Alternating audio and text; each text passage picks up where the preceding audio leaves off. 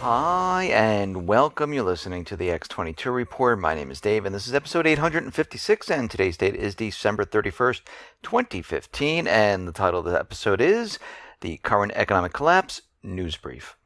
Now, before I get started, I just want to wish everyone a happy and healthy and safe new year. Let's get right into the economic collapse news. Now, during this past year, we have seen the initial jobless claims continually decline. Challenger Gray and Christmas is continually reporting layoffs. We've been reporting on layoffs all throughout this year. If we go back, and I've said this many times, if we go back to June of 2014 to the current year of this year, December, we are approaching 1 million layoffs. But no one is claiming anything? It makes no sense. But recently, in the last month or two, during the holiday season, where more and more people are getting employed with these part-time jobs because companies and delivery companies and stores need extra help for the non-existent rush. But we're seeing the initial claims surge by 20,000. This is the largest weekly rise since February of this year. And we can see that the initial jobless claims is no longer on a trend of declining. It is on a trend of increasing. And at this point, more and more people who are out there are finding it very, very difficult to find that same high-paying job. I mean, I know a lot of people that I was meeting over the weekend during this week. A lot of family members have been around, and a lot of people have been talking about people that they know who lost their jobs from major corporations, and they're having a very difficult time finding new work. And they're hoping in 2016 it's going to be getting better. And of course, as we know, it's not going to improve. Actually, we're going to see the opposite happen. We're going to see more and more people get laid off. We're going to see stores close down. We're going to see people laid off in retail. We're going to see corporations lay off more people, saying that our sales are not there, we don't have the revenue, and we need to cut costs. We're going to see this throughout the United States, Canada, Europe, and many other areas. It's going to get worse as time goes on. Now, America today is now moving towards a temp economy. At one point, it was a full-time workers' economy, but there are more than 17 million independent workers today. And they represent a bigger share of the workforce than ever before. Now, federal laws, they give a lot of protection to full-time workers. You know, you get health benefits, you get your pension, you have some type of security, which is eroding away and pretty soon will be non-existent, but they still have some type of security. Temporary workers and contract employees, it's a completely different story. Temp workers, they don't really get health insurance, vacation, retirement benefits. They are simply paid for a limited amount of time that they are needed, and then they are disposed of immediately. And we see at this point that the big corporations, what they're doing, and this has been going on for quite a while, but we're seeing it accelerate at this point. They're getting rid of the full-time workers. They're bringing them back as part-time. This way they don't have to worry about the pensions. They don't have to worry about the health benefits. And they only have to pay them for a certain number of hours. And we see right now that this entire middle class is being destroyed. The country is becoming a temp country. And we see many of the major corporations like Merck, which is one of the largest pharmaceutical companies, and we know they bring in tons and tons of money from selling drugs that people really don't need. And basically, they're cutting costs. They sold their Philadelphia factory and fired 400 employees. Then they rehired them back as independent contractors. I mean, this is what companies are doing. And I remember a long time ago when I was working for a corporation where they were basically getting rid of all the employees and an outsourcing company was coming in. And the outsourcing company was hiring these people at a lower rate. And the company hired those people back, and they didn't have to worry about benefits. They didn't have to worry about health insurance. They didn't have to worry about any of that. And we're starting to see this happen around the country, and it's accelerating. Right now, middle-class Americans make up a minority of the population. Back in 1971, 61% of all Americans lived in middle-class households. Pew Research Center has also found that median wealth for middle-class households dropped by an astounding 28% between 2001 and 2013. There are still 900,000 fewer middle-class jobs in America than there were when the last recession began. The Social Security Administration is reporting that 51% of all Americans make less than $30,000 a year. An astounding 48.8% of all 25-year-old Americans, they still live at home with their parents. These young adults coming out of college, coming out of high school, they cannot find the high-paying jobs, especially those who have gone to college. They cannot make the payments on their student loans. This is why the government stepped in and said, okay, well, we'll base your payments on your income. Think about that for a second. The U.S. Census Bureau says 49% of all Americans now live in a home that receives money from the government each month. 47 million Americans are living in poverty right now. And this is getting worse and worse, not getting better, because when we go back in time, moving forward, we see no improvement whatsoever. Now, something big just happened. The Chicago PMI came out with their information, Chicago's Business Barometer, and it collapsed. And we haven't seen these levels since the last recession. And the last time we saw levels this low, America never avoided a recession. And I'm not even going to call it a recession, because when this thing goes, it's going to be a collapse. It came in at 42.9. It missed expectations of 50. This is the most ever, down from 48.7 in November. So what are we seeing? We are seeing that this economy right now is headed towards a complete and utter collapse. Manufacturing is down across the board. The Baltic Dry Index is around 477 points. And as time goes on, it's getting worse. Now, everyone is trying to make it seem, and I'm saying the corporate media, the U.S. government, central bankers, that this holiday season was fantastic. But what doesn't make sense, if retail sales were so great and they just couldn't keep up with everything, and they were selling everything that they had, and it beat all expectations, why did trucking just fall off the cliff? The numbers for Class 8, those trucks with a gross weight of 33,000 pounds, and which make up the backbone of U.S. trade infrastructure and logistics, were a complete and utter disaster.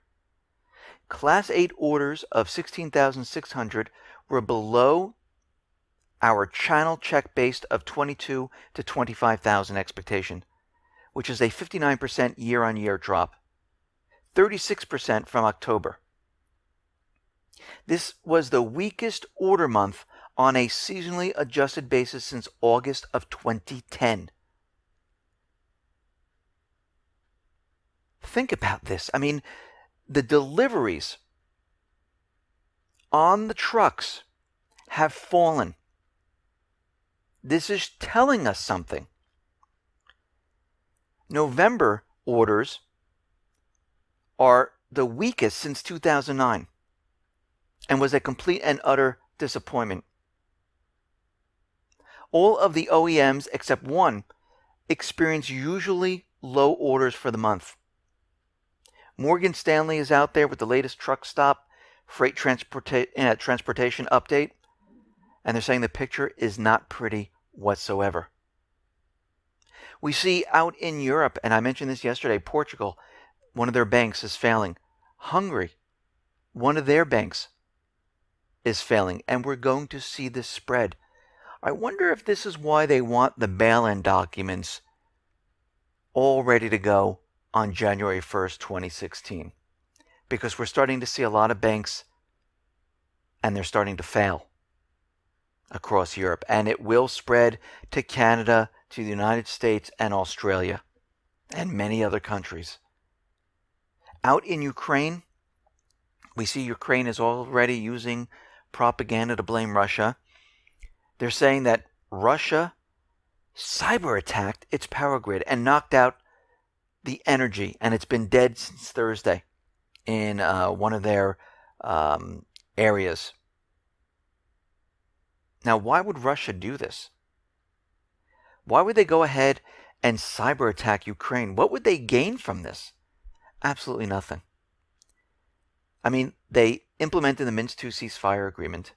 They're on the phone with the Normandy 4, trying to extend it. The southeastern section is separate and apart from Ukraine. Crimea has now joined with Russia. Why would Russia do this at this point? It makes no sense. Why would Ukraine do this? Very interesting. Well, they lost the southeastern section. They lost Crimea. They've been trying to gin up a war with Russia since this occurred. They don't like the Minsk II ceasefire agreement whatsoever. They're not abiding by it. They've been building up military offensive for the last couple of months, moving military assets to the contact line. Oh, they owe Russia $3 billion in debt, and it looks like come this January 1st, they're going to default. So it looks like they're setting up a false flag event here and trying to blame Russia, and that will accelerate as time goes on. Yesterday, I reported on the USS Harry S. Truman, where they were using propaganda that Iran was firing a missile at them, or it was very close to them, about 1,500 yards. Tehran right now is completely denying that they were firing any rockets near the USS Harry S. Truman. They said they've put warnings out there, and basically they're saying this is an act of psychological warfare, and they're absolutely right. This was done on purpose, and they're blowing it out of proportion to do certain things.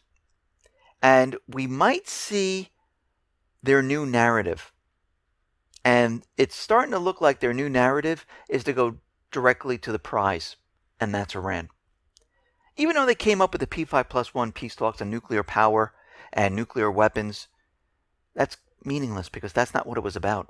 It was about placing the dollar on their oil, implementing a central bank in their country. That's why Kerry says if this peace deal doesn't work out, the dollar is going to collapse. And he wasn't talking about the nuclear end of it. He was talking about how the U.S. was going to get into Iran and place the central bank in there and the dollar.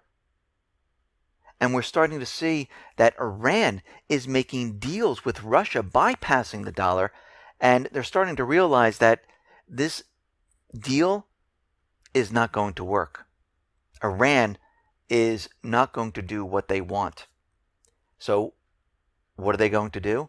Well, it looks like they're getting prepared and ready to provoke Iran.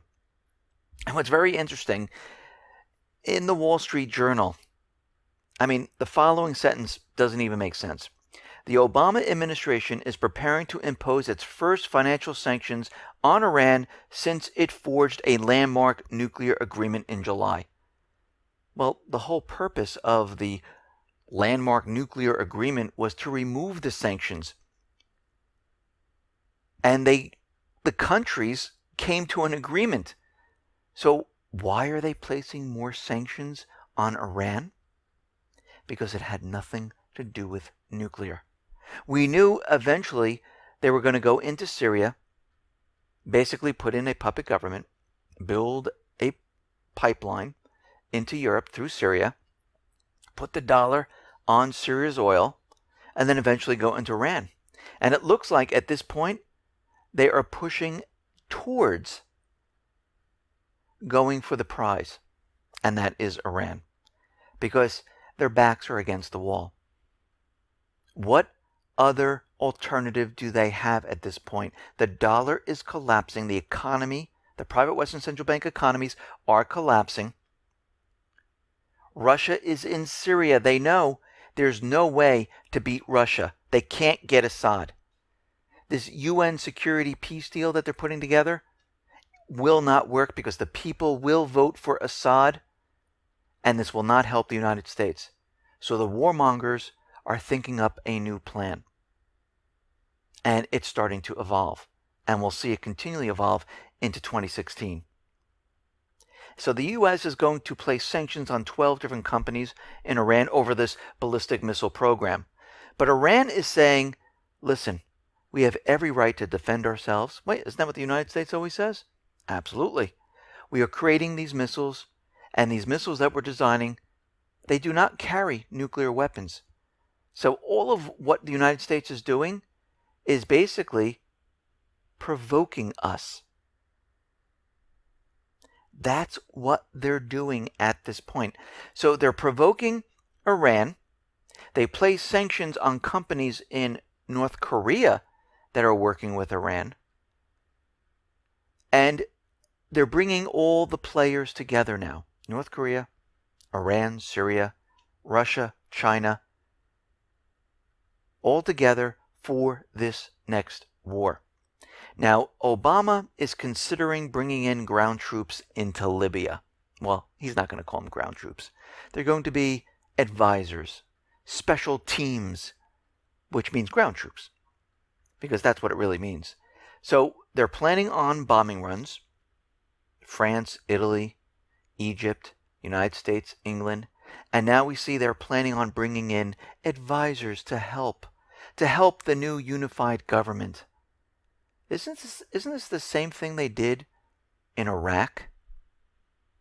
Isn't this what they told everyone? And they're continually bringing in more and more troops, and they are in combat. And the reason why they're bringing troops into Libya, or going to bring in troops into Libya, is to remove that elected government in Tripoli. We know they're not going after the Islamic State whatsoever. Now, there is a petition on White House petition website, and there's about 35,000 members of the American population who is saying the president needs to declare Erdogan and Turkey as state sponsors of terror. And I'm amazed that it's up to 35,000, because most people have no clue what's going on. Because the petition says it is undeniable that Erdogan supports jihad terrorism in Syria, the Islamic State exports oil via Turkey, and terrorists of the Islamic State, Al-Qaeda, and other jihad groups transit the border, and Turkey controls all of it. We'll have to watch the petition to see how far this gets. But right now, I believe it needs about 100,000 signatures to get where it needs to go. And I think it needs to get there by January 1st, and I don't think it's going to meet it. Now, we're getting a couple of false flags right now. Paris right now is nervous about additional attacks, and they are canceling New Year's fireworks. So far, many of the countries are canceling the fireworks display. Instead, they're going to show a video show. So they're keeping the fear factor alive. We're letting the false flags control our lives, and the governments control our lives to keep us in fear, to say you don't need fireworks, you don't need alcohol, there will be curfews, but enjoy your new year. And right now on the ground in Paris, there's 11,000 soldiers, which include police and emergency workers, 2,000 more than last year. And right now, they are not even allowed to sell and use fireworks, and they can't have alcohol drinks or any drinks in glass bottles. And we can see at this point, many of the countries, they're putting fear into the people. The United States has warnings all over the place that there could be attack during New Year's Day. They told us about Christmas Eve. And personally, I don't think there will be an attack New Year's Day, New Year's Eve, or any of the times they tell us. One, the crowds are too big. They will not be able to control their false flag. There's too many people with cameras. There's too much going on. And you have to remember, when you look at these false flag events, it normally takes place in a small area where it can be controlled. And they allow coverage, and usually it takes place inside buildings. Because outside, there's too many cameras, too many people, too many anomalies that can go wrong. And this is why I don't think anything will happen. Now, of course, I can be completely wrong, but at this point, from their track record, this is what I'm seeing. Now, does that mean we're not going to see any false flags? No. Most likely, come 2016, we will see other events occur, especially for the gun control, especially to bring us to war, because we know the economy is failing. They have to get the authorization for war passed in Congress so they can bring in the troops and really kick off this war. So they will have a controlled area. It will be done inside, so no one can see what's going on. It will be blamed on the Islamic State or whatever group they want to blame it on, and they will kick it off moving forward. Listen, everyone, thanks a lot for listening. Be well, be safe, and especially be prepared. Thanks a lot.